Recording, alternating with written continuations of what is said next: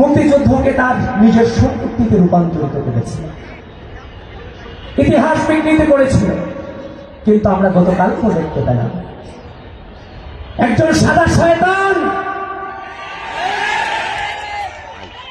যারা 1971 সালের মহান মুক্তিযুদ্ধে রাজাকারের ভূমিকায় ছিল, তারা আবারও বাংলাদেশের ইতিহাসকে 54 বছর পরে বিকৃত করতে চায়। আমার মহান মুক্তিযুদ্ধকে বিকৃত করতে চায়।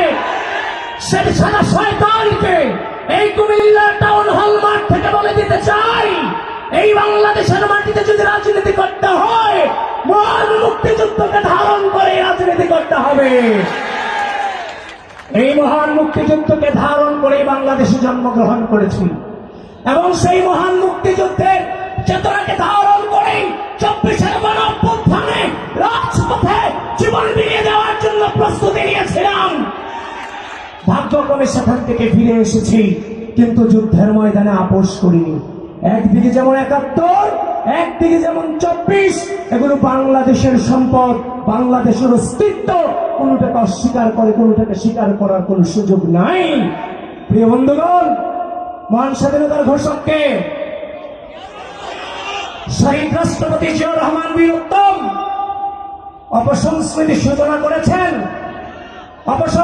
সূচনা করেছেন, কিন্তু এর যে ধাক্কা সেটা নিতে পারবেন না। আমরা তো আপনাদেরকে কিছু বলিনি, জুলাইয়ের পর ধৈর্য ধারণ করেছি। জনাব তারেক রহমানকে নিয়ে আমরা স্লোগান, এই ঢাকা বিশ্ববিদ্যালয়ের মাটি থেকে শিবিরের সন্ত্রাসীরা সূচনা করেছে সর্বপ্রথম জুলাইয়ের পরে। নোংরা রাজনীতি প্রচলন করতে চান, আর ওই বাংলাদেশের মাটি আপনাদেরকে স্বীকার করে না।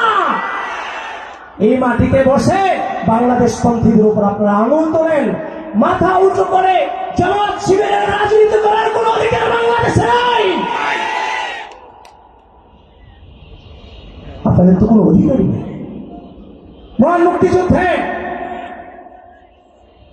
মুক্তিযুদ্ধে আমাদের নারীদের উপর আপনারা অত্যাচার করেছেন, তাদের সম্মান হানি করেছেন। আমার বাংলাদেশিদেরকে আপনারা হত্যায় সহযোগিতা করেছেন, সেই ইতিহাস কি মিথ্যা? কুমিল্লা টাউন হল মাঠকে দাবিয়ে বলতে হবে সেই ইতিহাস কি মিথ্যা হয়? মিথ্যা ইতিহাস, আন্তর্জাতিকভাবে স্বীকৃত। এরা রাজাকার।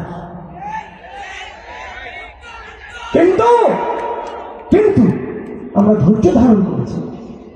আমরা চিন্তা করেছিলাম হয়তো সুস্থ রাজনৈতিক সংস্কৃতি প্রচলনে আপনারা ভূমিকা রাখবেন, কিন্তু আপনারা সেই নোংরামের সূচনা করেছেন। শেষ আপনাদেরকে দেখতে হবে।